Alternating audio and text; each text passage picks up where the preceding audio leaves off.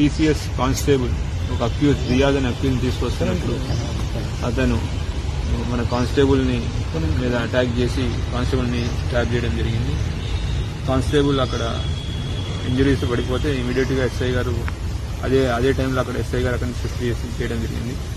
ఇక్కడ ఒక దురదృష్టకరమైన విషయం ఏంటి అంటే అక్కడ వ్యక్తి పెనుగులాట జరుగుతూ ఉంది. అంటే జనాలు చూస్తూ ఫోటోలు తీసుకుంటూ బిజీగా ఉన్నారు. హాస్పిటల్ షిఫ్ట్ చేయాలి అని ఆటో అడిగితే ఆటో వాళ్ళు కూడా కుదరదు అని వెళ్ళిపోతున్నారు. సొసైటీ మనం ఎట్లా ముందుకు వెళ్తున్నాం, మేము వెళ్తున్నాం అనేది మీ విచక్షణకే వదిలేస్తున్నాను. ఒక వ్యక్తికి ఇంజురీ అయింది, పోలీసే కాదు ఎవరైనా అయిండొచ్చు.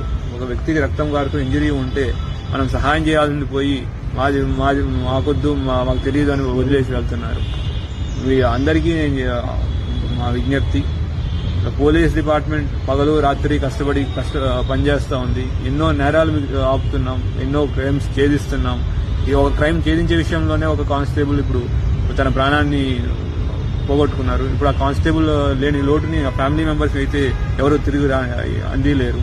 కనీసం అటువంటి సిచ్యువేషన్స్ ఉన్నప్పుడు లోకల్ ఎవరైనా పక్కన చుట్టుపక్కల ఉన్న వాళ్ళు కూడా అతను పారిపోయాడు, అక్యూజ్ ముందు నుంచి పారిపోయాడు, ఎవరు హెల్ప్ చేయడానికి కూడా ఎవరు అట్లీస్ట్ అరవడానికి కూడా రాలేదు. కనీసం షిఫ్ట్ చేయడానికి రండి హెల్ప్ చేయడం అని మా ఎస్ఐ గారు అడిగినా రిక్వెస్ట్ చేసిన ఆటోలు కూడా ఆగలేదంటే